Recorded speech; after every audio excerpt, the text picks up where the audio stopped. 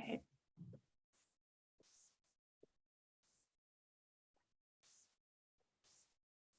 Hello. Yeah, people joining us from Australia. Hello. Hi, everyone. Wow. We have people from so many places. Yes, hi. Hello to Cape Town and the Netherlands. Great.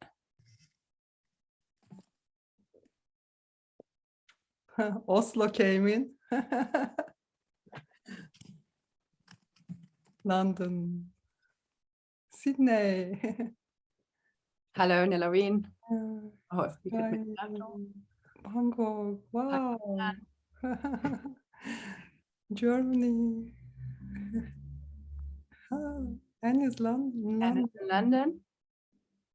Okay, right. I think we only have 1 hour, so let's get started. Yeah. Okay. So shall we move, Patricia? I'll start with the introductions. So hello, and yeah, if you want, it's up to you. Hello all and welcome, and thank you for joining us today for this lunchtime webinar on managing diversity, bringing together theory, evidence, and practice. My name is Patricia Kokot-Blamey. I'll be chairing this session today. I'm one of the co-directors for the Center for Research in Equality and Diversity, or CRED, at Queen Mary, University of London. We're based in the School of Business and Management, and our members focus on research on equality, diversity, and inclusion in relation to the employment sphere. We are a good-sized center with just over 50 members, half of which are faculty, including 9 professors, and the other half doctoral researchers. Now, introducing our panelists for today, I'm particularly excited to welcome our very special guest from Cardiff Business School, Professor Emmanuel Ogbonna, who is Professor of Management and Organization at Cardiff. He's widely published and known for his work on organizational culture, diversity and inclusion, and is currently also the Vice Chair of Race Council Cymru. He's on the advisory board for the new COVID Recovery Commission and has held a number of ministerial appointments in Wales. Thank you for joining us today. Next, in alphabetical order, we have 3 of our CRED professors: Rob Briner, Professor of Organizational Psychology and also the Scientific Director of the Center for Evidence-Based Management, a concept and a practice which he has shaped significantly with his work. Next, we have Ahu Tatli, Professor of International Human Resource Management, who is known for her many contributions to theory in relation to intersectionality and employment and her critical work on diversity management. And last but not least, Professor Mark Williams, Professor of Human Resource Management here at Queen Mary. He specializes in understanding socioeconomic disparities and job quality, working conditions, and pay, also in relation to gender and ethnicity, and among other things, in large-scale studies in the NHS and the civil service. So thank you all for participating in this today. Now we'll proceed with our first question, which will be addressed by all panelists before moving to a specific question for each and then opening the Q&A. If you have any questions, you can please, if you could put these in the, to the panelists, you can put these in the Q&A function below. Now, first question, what does managing diversity mean in 2022 and what should it mean? Now, let's start with Rob. What do you think? Well, a very big question and the hardest question, so I'm delighted to start this. I don't really know what it means. It's I think it's a complicated and difficult term. I'm not sure if managing diversity in 2022 is necessarily very different from how it ever was or should have been, I guess, in some ways. And for me, and this is going to be a repeated theme for me, it sort of depends on what you think the problems or opportunities are. It seems to me diversity, a bit like, for example, well-being initiatives at work, other kinds of issues like that. It's a very broad category. We can all think of examples where there's an issue with diversity or equality or inclusion, which are all different things anyway, or an issue with well-being. But to me, the major challenge is not doing stuff.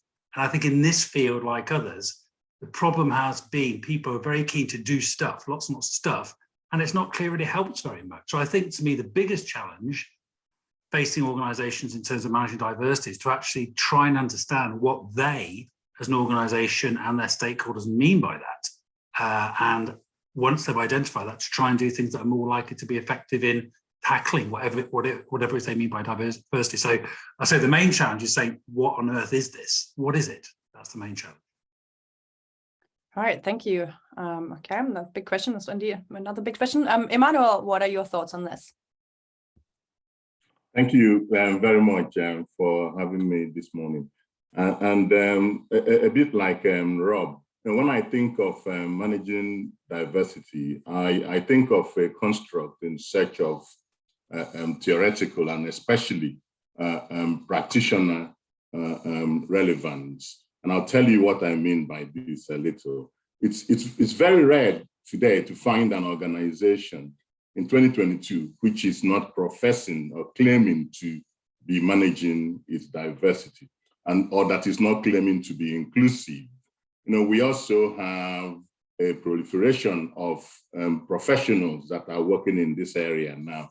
And it's probably one of the highest growth areas for people to get a job in. So it's really fast growing. And we are faced with this conundrum, where we have a growing number of organizations that claim to be managing their diversity and that claim to be inclusive organizations, yet we are finding that organizations are just as homogenized as they were in the past before we ever knew what managing diversity was. So we find that the position of the dominant groups, dominant identity groups, kind of remained. The heterosexual, able-bodied, middle-aged white men have always retained that position and continue to retain their position. So the question really that we must ask is, why have we invested so much energy, research, and financial energy in terms of organizations in trying to do something that we haven't achieved an awful lot of progress? And perhaps some of the discussions we will have today later on will be able to help us to identify some of the reasons for that. Thanks. Yes, I hope so too. Next up, Ahu, what are your thoughts on this question? That's a brilliant question, very difficult one. And hi everyone for joining in. And Patricia and Tessa for making this possible and for your amazing leadership in the last 3 years.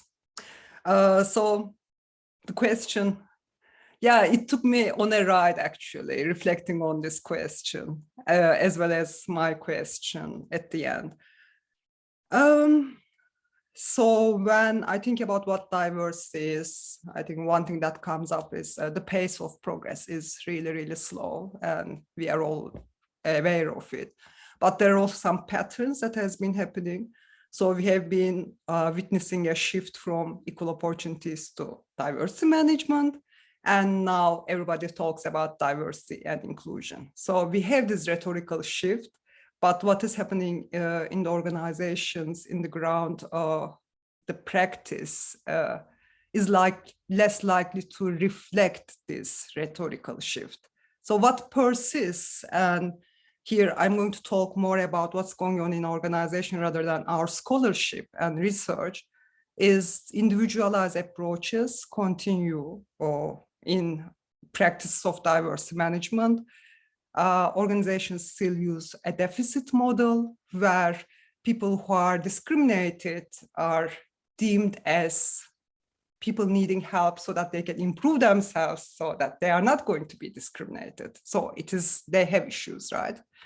And I mean, related to that, piecemeal solutions. So we hardly see transformative change projects in organizations. So we need, I think, going forward, we need more attention in organizations to change.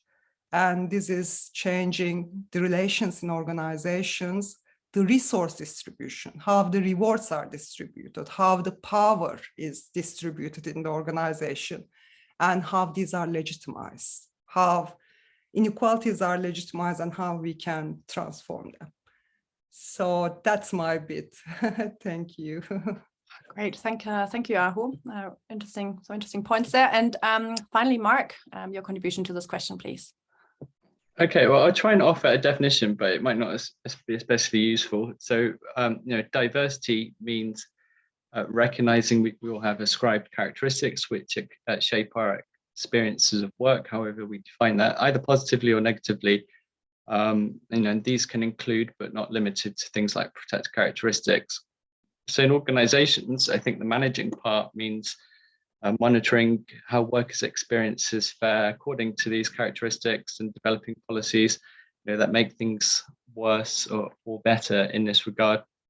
So moving on to what should it mean in 2022, and this will become a theme in what I'm going to talk about later, is that if you want to address something within an organization, I agree with what Rob said, you need some kind of clear definitions and objectives, but you also need really good data. And so as I will outline later, organizations increasingly go out and collect lots of data on these sorts of issues, but it might not necessarily be particularly good data, and they might not really do particularly good things with that data either.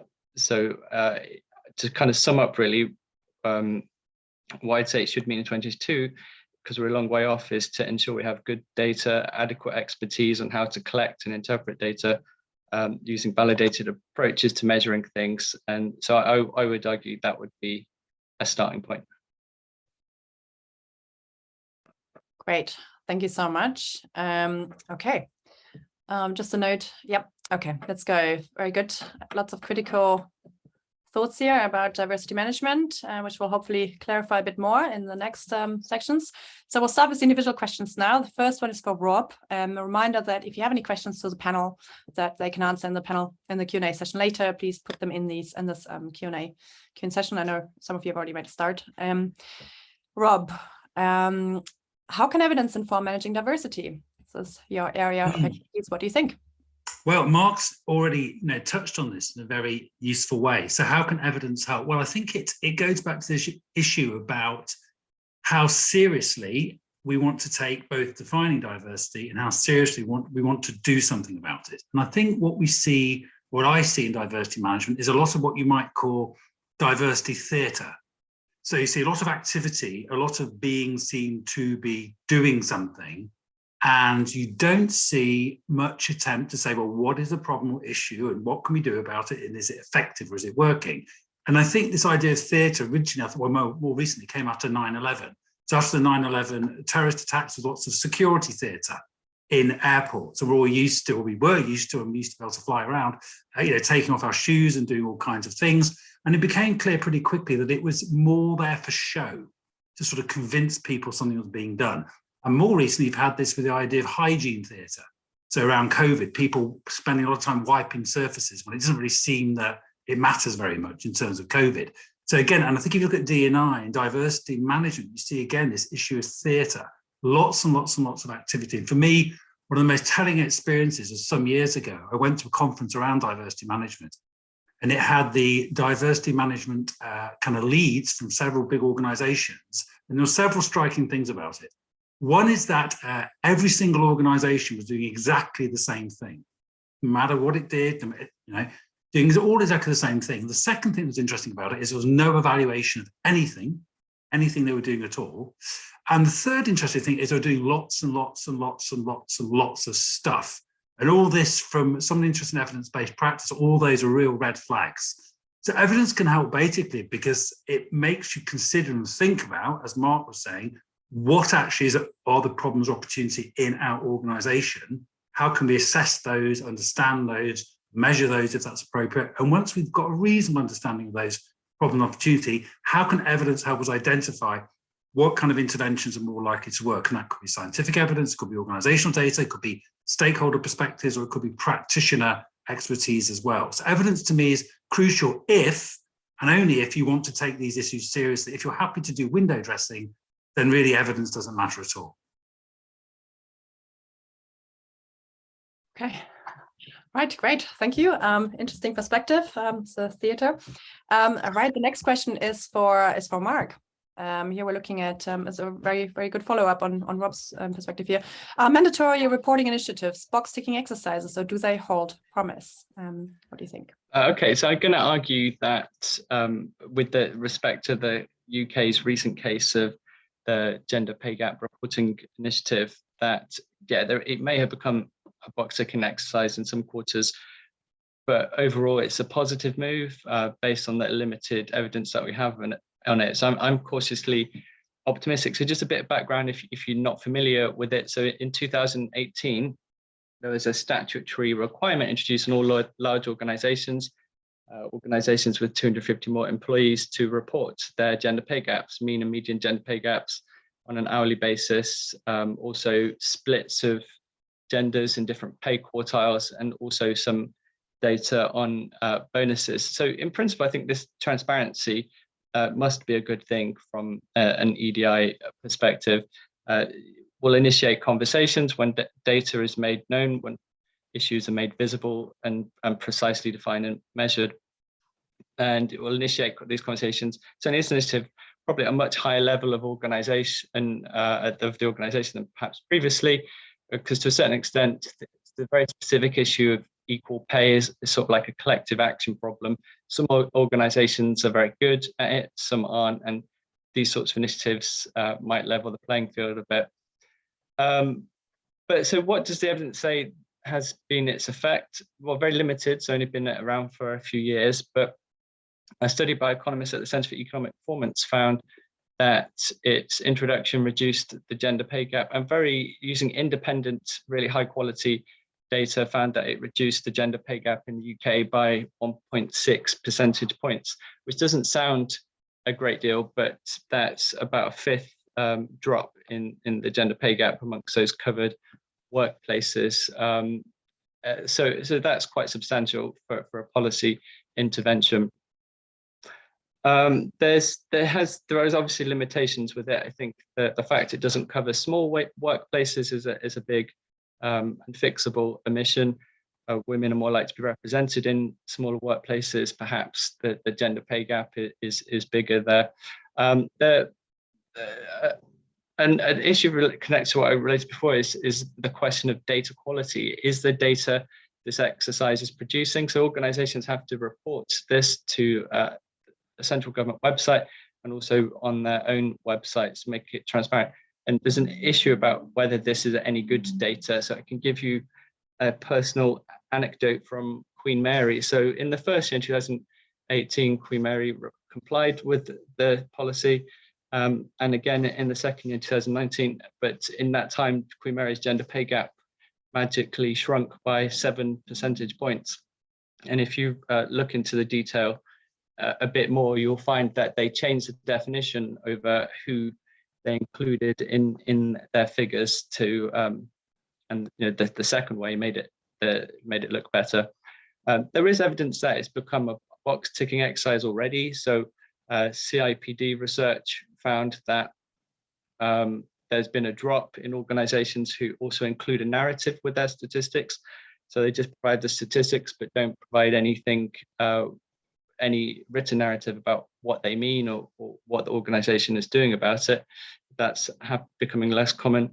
Perhaps more worryingly, they found a really big spike in organizations who report that they have no gender pay gap. They have a gender pay gap of exactly 0. In fact, it's the most common gender pay gap according to this data and the research done by the CIPD. So overall, just kind of summing up really and answering the question, I think that although it might not produce data that's of the highest quality, which has questions over how useful it is to the workers that work in workplaces and other analysis, but we do know crucially from this independent data and independent research that does appear to, and quite cleverly designed and robustly designed, that it is reducing the gender pay gap. So I'm cautiously optimistic of these sorts of schemes. Thank you. Very good. Yeah. Okay. Some optimism here. The next question is for Emmanuel. What are the limits of the managing diversity approach for racial and ethnic minorities? Thank you. Okay, so my key message here is that EDI as an approach and as a set of practices failed to deal with the problem of systemic racism and has really not made a meaningful change or contributed meaningfully to changing the lives of people from Black and minority ethnic backgrounds. Why do I say this?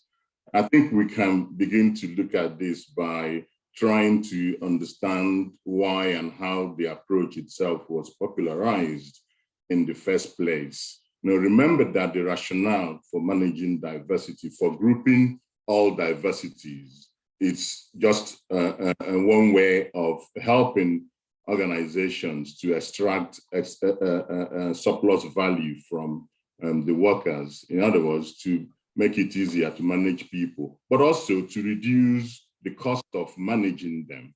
We see this in the British government's approach.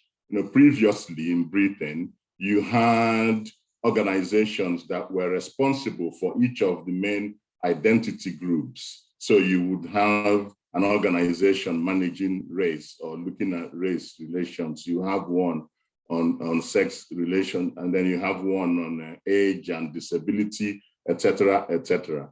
Unfortunately, the government, in its wisdom, decided that it would be far cheaper, because that was the ultimate goal, although they presented it as something about efficiency, to group all these groups together and then to have them as diversities and then equalities, and then to have the Single Equality Act in 2010. One consequence, just to give you an example, the organization that now looks after all the equalities has a budget that was just a fraction of the budget of the one that looked at after race alone. So Commission for Racial Equalities, before it was abolished, had a budget of £90 million per annum. The Equality and Human Rights Commission today, which looks after everyone, including race, has a budget of less than £20 million per annum. So you can see that the consequence is that there will be a competition between diversities. So all the EDIs, just like in organizations, the government did as well. There's competition, what I call a beauty contest of diversities, the desirable and the undesirable diversities. And when you have that, race always loses out, along with other diversities. But race being a base diversity, remember, the two base diversities, if you think about it, are race and gender. Although these days, gender fluidity may well mean that race is the only real base identity that there is, but race always loses out. We see that, the example that Mark just used, quite instructive, on gender pay gap. Nobody talks about ethnicity pay gap being mandatory. It's not going to happen because it isn't an area that organizations or indeed the government values as much. So race continues to lose out. And indeed, in organizations, managing diversity often means adopting this colorblind approach that says that in all the identities, race is one of the areas that doesn't influence people's outcomes. And colorblind in EDI simply means that we forget the historic patterns of inequality, the historic patterns of power relations, all the history of racism and slavery and colonization that continues to impact on the lives of people today. We see that in government and we see that elsewhere. So this is why I advocate in my work, and I was very pleased that we were able to convince the Welsh government to adopt an anti-racist approach, because EDI, managing equalities and inclusion, they've all failed to redress the historic imbalance in terms of race inequality. And what we need to do is to go with anti-racism. Thanks. Thank you very much. I think there'll be some follow-up later, hopefully, as well. It's really interesting. And then the final individual question goes to Ahu. What is the current state of EDI theory and how can it be improved? Emmanuel, thanks a lot. For your answer, first of all. So that's a big question, and I have been making a lot of notes, and I'm really going to go through them really quickly so that maybe I can fit them in. So first I thought about what the orthodoxies we still have in equality and diversity research. So what is constant?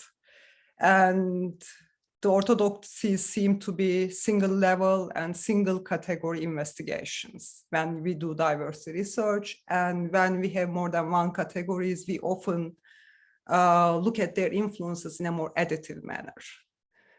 Our frameworks are based on experiences of and theories developed in the West.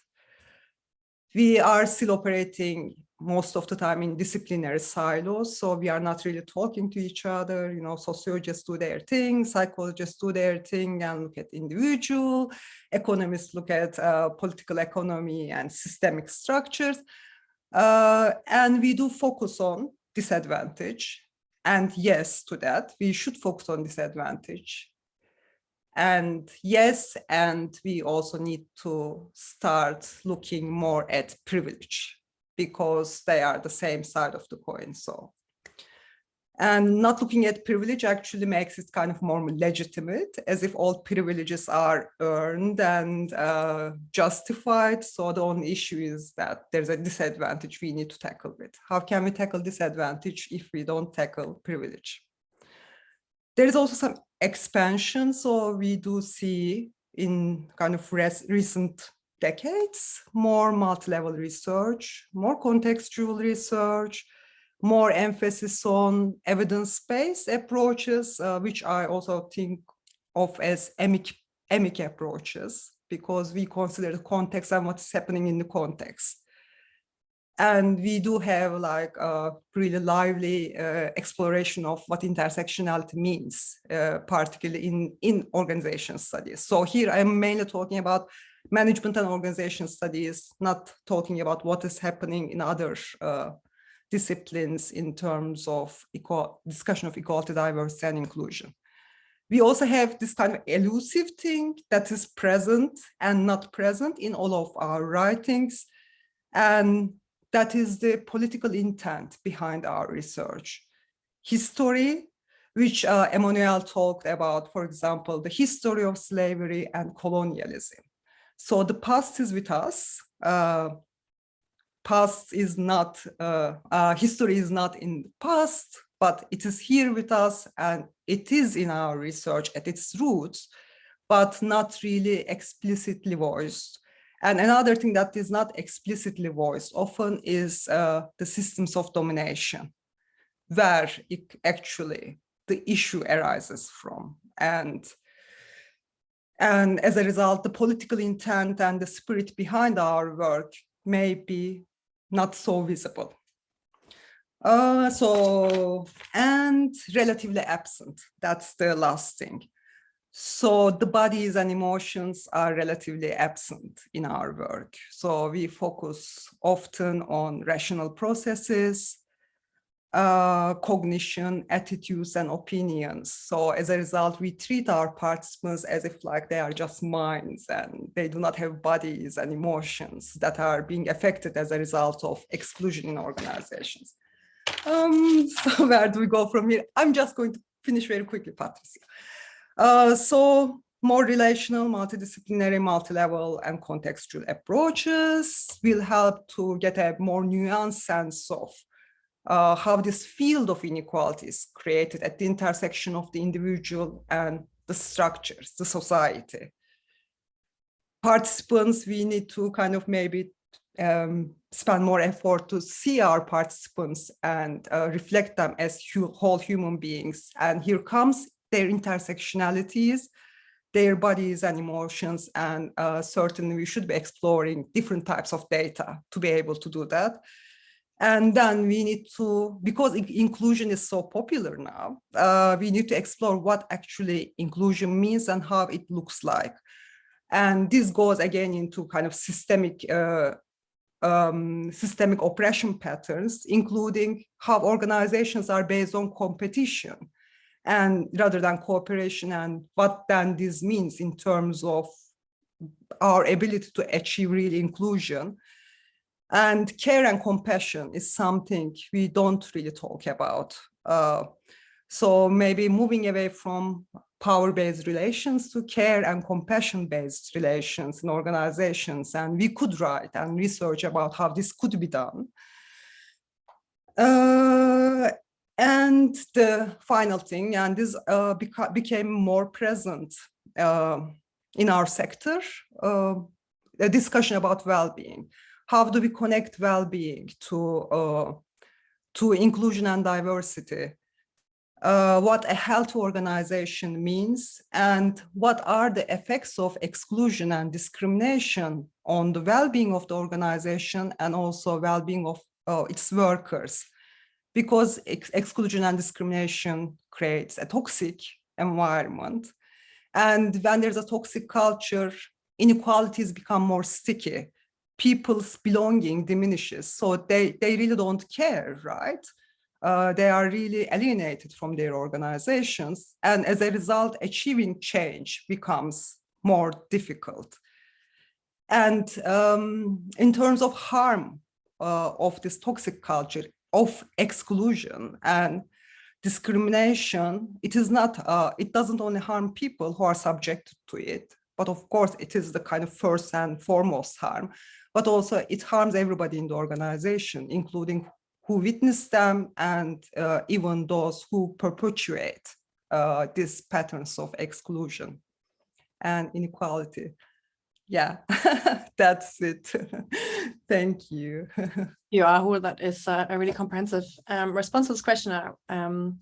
Yes, I really like what you said about competition and cooperation as well. That's really important. Okay, now we're going to open the Q&A. If you haven't, or we're going to start with our Q&A. There's a few questions already. I've seen Ahu has already grabbed one. Rob's already been answering some of these. But I'd like to start with one that's been emailed in, and which is a practical issue that was raised. Someone emailed they have to write a diversity and inclusion plan for the organization, and they don't know where to start. Now, imagine that is a common issue for human resource managers these days. Where do you start? Anyone have a thought on this? Rob, yeah. I have to go, where do you start? Well, I guess it's sort of back to my point, really depends, which everyone's touched on a little bit. It depends what you're trying to do. So if you're trying to look like your competitors or to mimic or copy what others are doing, then it seems quite easy to get a plan. Like the conference I attended, you just look at what your colleagues elsewhere are doing and just copy it. But that plan is unlikely to be very effective or deal with very much. And I think, but another way to start with the plan is actually to plan to actually analyze and understand much more about what's going on in a more nuanced way around questions like diversity and inclusion and equality. And I think, in other words, there's often a plan for action. There's not often much of a plan for analysis. So I would say it needs to really start with that. And I know that can be frustrating for practitioners. As Emmanuel mentioned, this is a huge growing area of practitioners who, I guess many of whom feel they're being paid to do stuff. And I would say resist the temptation to take action and spend more time, and it is taking action, it's a different kind of action, is actually to develop a plan. First say, what is going on here? What do we want to change? What are the problems? What are the opportunities? How can we best understand those? And in fact, devote more time to that, I would say, than running around kind of just doing lots of stuff. That's what I would advise. Great. Ahu, what are your thoughts? Well, I'm going to follow up from Rob. So thank you to whoever asked that question. Really good. So I made a few notes. So my first thing was that evidence. So you start with evidence. You need to look at what is going on in an organization and possibly what's going on in the present and historically. So what's going on in terms of resource distribution, hierarchies, recruitment, promotion, and then see if there are any patterns which relate to systemic inequalities. And then from then on, I think it's really important to open this up rather than just sitting on your own and devising a policy. My PhD research was on diversity practitioners, and they always emphasize how important it is to win hearts and minds. I mean, it kind of sounds a little bit kitschy maybe, but they said that for change, you need to win the hearts and minds of people. So I would say that from that on, after you collected the first round of evidence, open up so that you can collect more evidence and you could have a consultative process, maybe create forums where all voices, including those who are against, can be heard and can be present. And if it's a large organization, I think it's important to start locally. So identify people who would champion and who would facilitate the local debates, and then bring together your champions and devise a policy, and then always communicate with what is going on, so that you carry people with you, because this is a collective effort. This is not just an effort that is done by the person who is leading the diversity and equality program or department in the organization. Yeah, so bring everyone with you on that journey. Okay, great. Right, let's move on. There's a couple of questions now in the Q&A. I can see some of them are posting us in my name, which is, I've been emailing my link around. It's a rookie mistake. I was trying to be helpful, but there we are.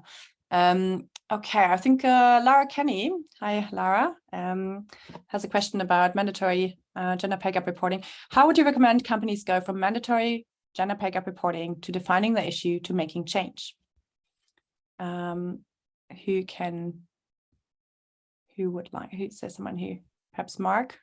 So yeah, I can start with that. I think maybe a bit counter to what Rob said earlier, kind of asking a similar organization. I think one of the positive things about making this sort of data available, maybe the gender pay gap bit is a bit questionable, but it's very transparent which firms are in there. It has their name, it will tell you what their industry is, tells you where they're located, it will provide a key contact. So it might be worth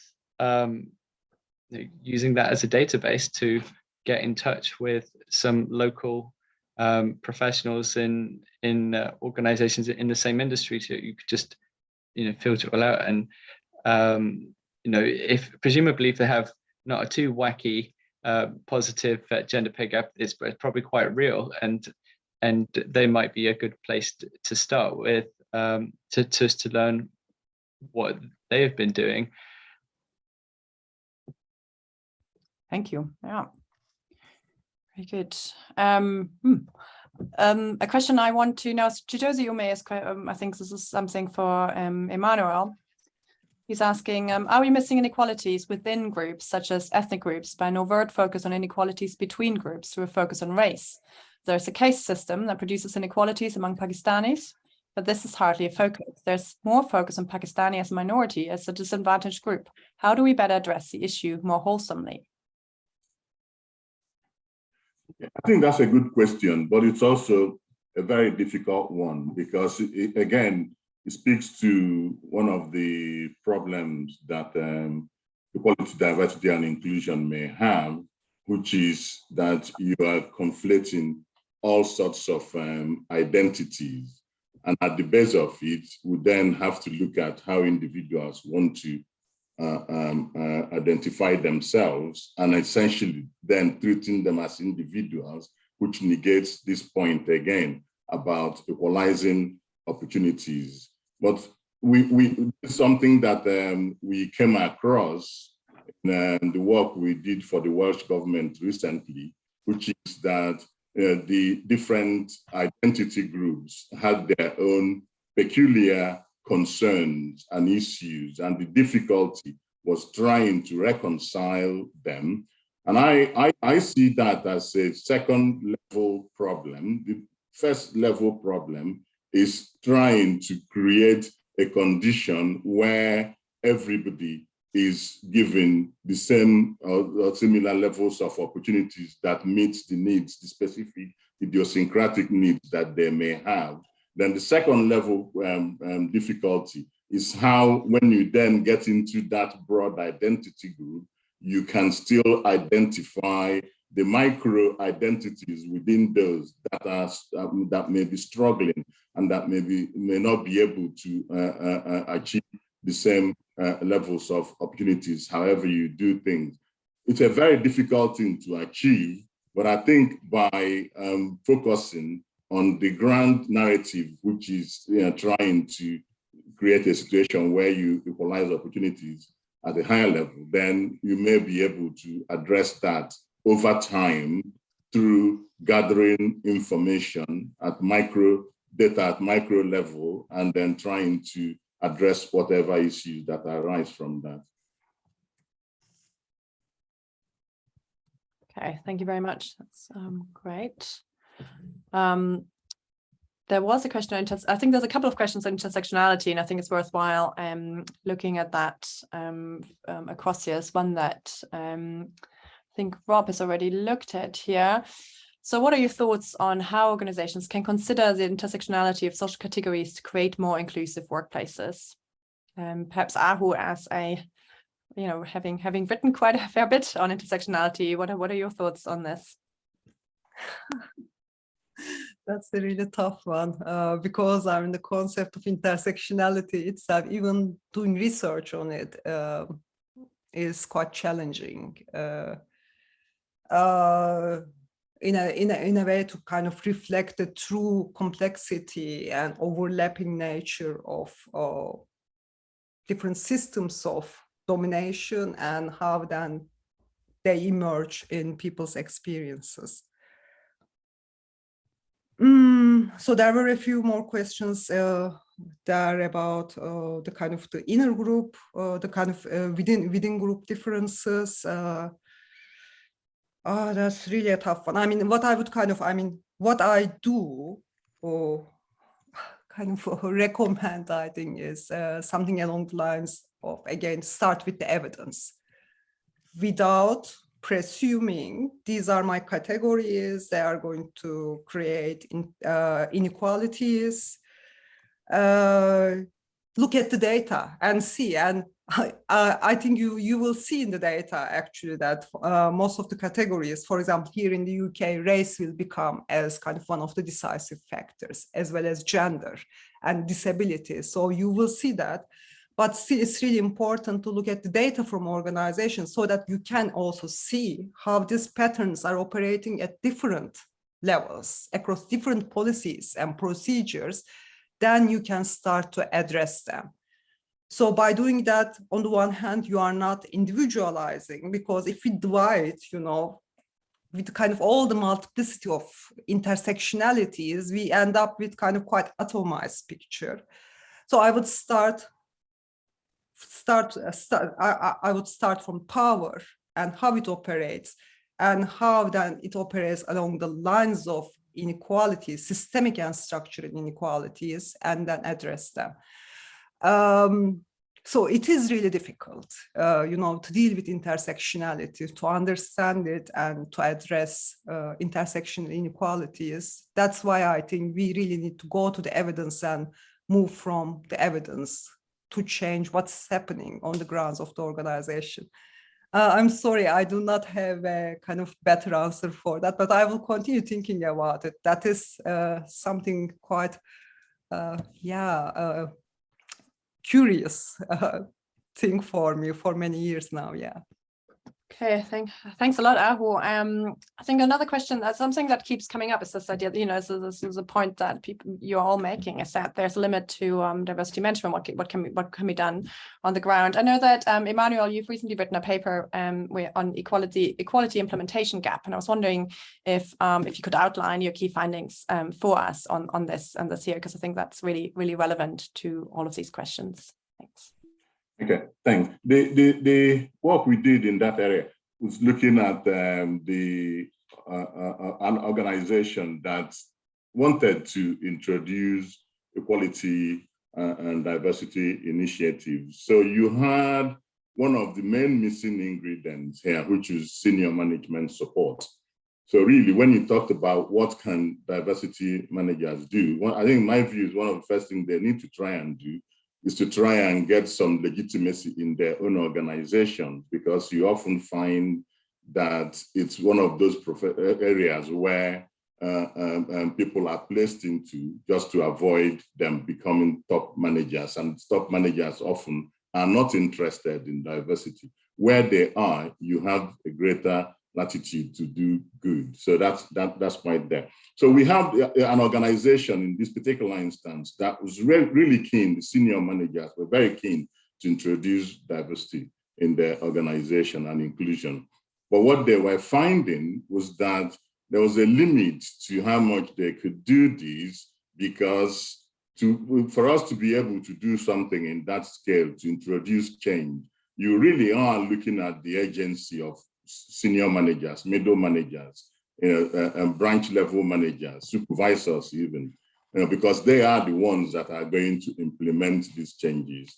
And I think, I'm not sure whether it was Ahu or Mark, what somebody mentioned already today, that you need hearts and minds, to be able, I think it was Ahu, you need hearts and minds to be able to introduce change. And if that were to be the case, then you are relying on the agency of people, because unfortunately, when we go to work, we get paid for our behaviors.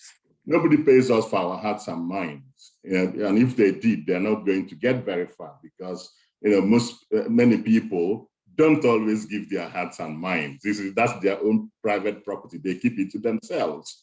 And the moment you begin to look at trying to do that, which is what culture change programs try to do, then you are struggling, because managers, or many of them, do not necessarily believe that diversity brings progress. They want to be able to work with the people they know, people that are like them, people that, I mean, I read something recently where the group talent director of Netflix said to their high recruiters, you've got to stop recruiting people on the basis of people you want to be able to share a cup of coffee with or to drink a beer with. That's not the best way to recruit people, but that's how organizations recruit nonetheless. And the moment you do that, you are not being a diverse employer. That explains that process of organization that we were looking at. So it's very difficult to manage the agency of managers in that sense. Right, thank you. Thanks, Emmanuel. Okay, I think we should move to the question that Ahu has already indicated she would like to answer, which is, what do you think should be the relationship between diversity researchers and practitioners and diversity activism? Or what should be the role of politics and personal ethics in diversity research and practice?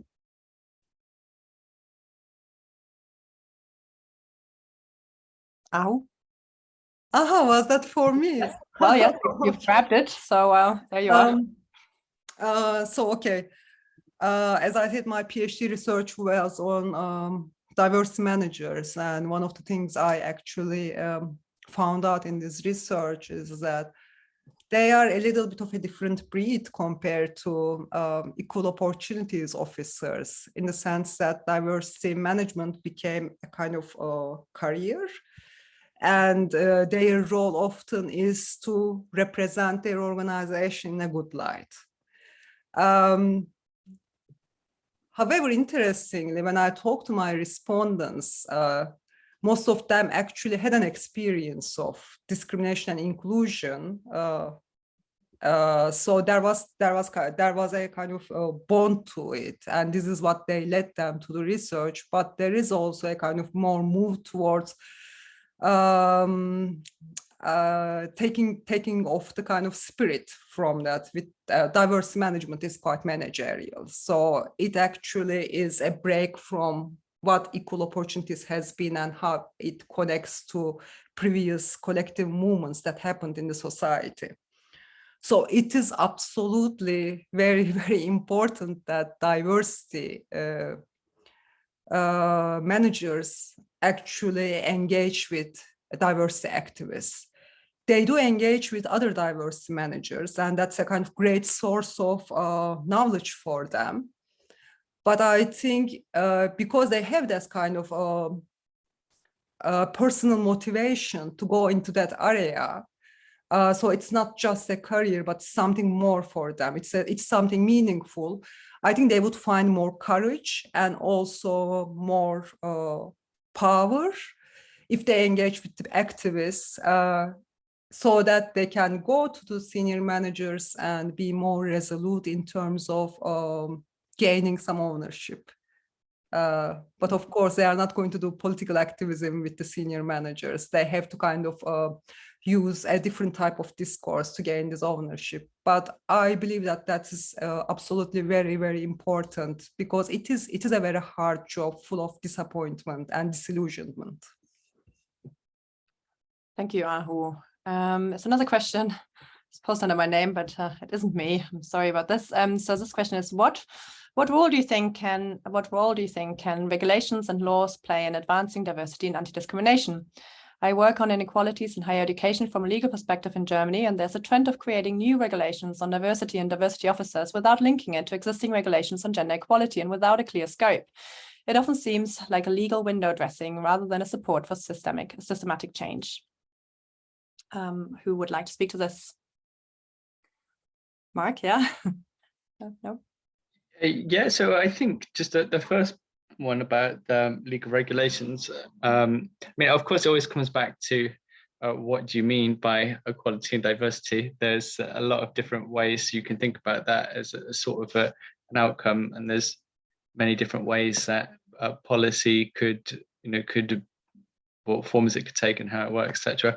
But I think there are certainly in the UK, there's been some really great examples of policy that's surely had a great impact on equality at work, especially I think most notably things like the Equal Pay Act in the UK, and that's had a tremendous impact on equality and pay between genders. And but in terms of organizations, so I think the question is sort of getting at the point where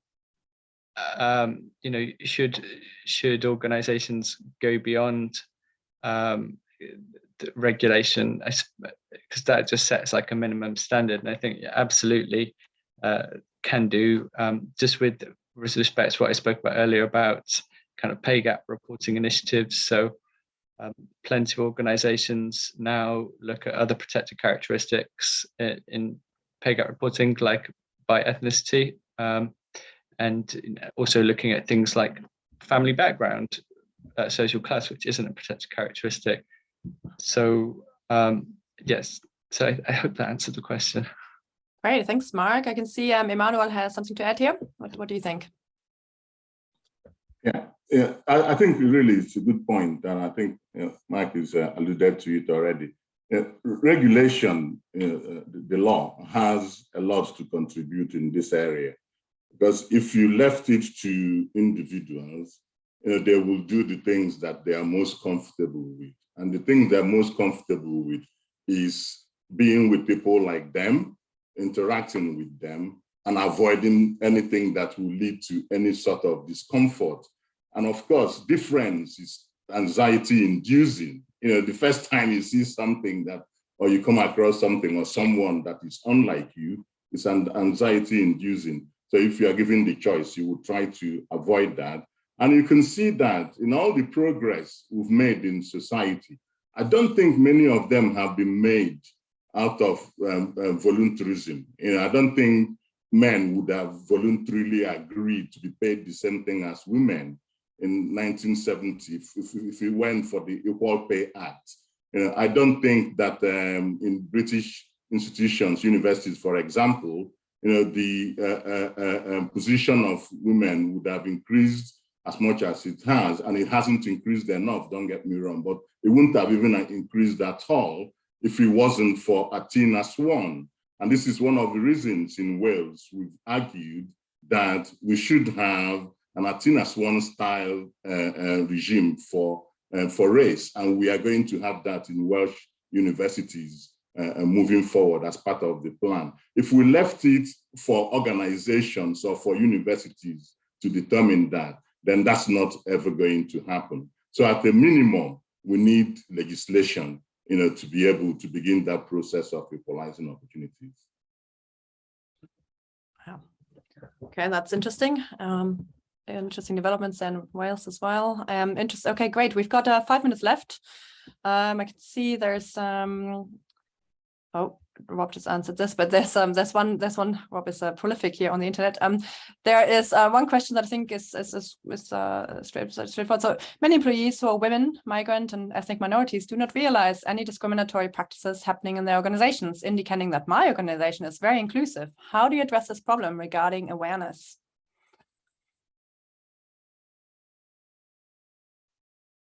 Rob, I can see you already going for it. So why don't you, do you want to share? No, what I actually answered was very interesting question. And normally when I say that, it means I can't answer it.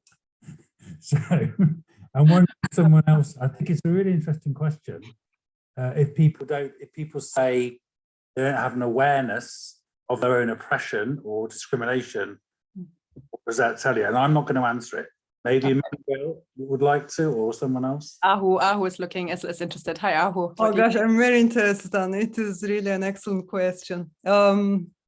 So I don't want to use kind of Marx's term of false consciousness because I'm a little disturbed by kind of arrogance of it. But we live in a society which pushes this kind of discourse. So it is not a surprise that when we talk to people, to our participants, they would say we live in a post-racial, post-feminist society. So I think there is not something we can really individually do to change that in kind of when we are doing our research. It is really not possible, but I think we can create a space in the research to explore the experiences, to see how actually daily experiences in a way are kind of reflecting a very different reality from what they believe in. And maybe talking about that will kind of create a light bulb moment in our participants. But I think kind of the question of creating awareness is actually a collective thing. Yeah, it has to come from a collectivist kind of momentum. And for example, in the last, Black Lives Matter movement, huge influence. And I see my students now compared to 3 years ago, they are they have a much higher level of awareness that racism is still a thing and it is still alive. So yeah, that's it. Okay, great. Thanks so much. Mark, what do you think? Okay, so I'll try and be really quick. So it's a great question, by the way. A great point that, you probably don't know most of the time that you've been discriminated against because, you didn't get the job or don't know how much your colleagues earn compared to you. But these can be addressed through transparent, or partly addressed by legislation surrounding transparency. So things like pay gap reporting is highly aggregated and might be of some use, but currently, if you feel discriminated against, you have to go, and your employer doesn't resolve it with, you have to go to an expensive, often lengthy and not pleasant tribunal of some sort. But so we also have a thing called that Equal Pay Information and Claims Bill, where it's currently been debated, and it is where you can actually go and request how much a referent person gets paid, and the employer has to comply with it, has to provide you with that information, whereas at present they don't. So I think things like that can help here. Yeah, good point for yeah. And Emmanuel, you've got the final word. Yep. What do you think? I think that organization must be a fantastic organization, and I certainly would like to know and maybe even study them, because they must have the secret to this problem that we are all trying to fix. But in the real world, we know that the problem is different. We work in universities where we bring in young people at 18, and they all have perhaps similar profile qualifications, shall I say, on entry. On exit, we find that just about 8 in 10 white people of those would get a first-class degree or a 2-1, and just over 6 in 10 Black people would get a 2-1. So something is happening in that process. We find that 4 in 10 Black women will die in childbirth in 2022. We'll find that the average Black doctor will earn £10,000 less than his or her white counterparts. The average Black nurse would earn £2,700 less than his or her white counterpart. So there's things happening in such processes that continue to make racism and discrimination a living nightmare for the vast majority of people. And that, I think, is the area we ought to be focusing on. Okay, yeah, thank you for that reminder as well. Okay, that concludes our webinar for today. Thank you so much to the panelists and for all those who attended. If you would like to keep in touch, please find us on, you can find us on LinkedIn, but also I've put our email in the chat, which is cred@qmul.ac.uk. So please email us if you have any follow-up questions or would like to keep in touch with us. Thank you everyone for attending, and we hope the recording will be available soon as well. Okay, thanks everyone. Bye-bye.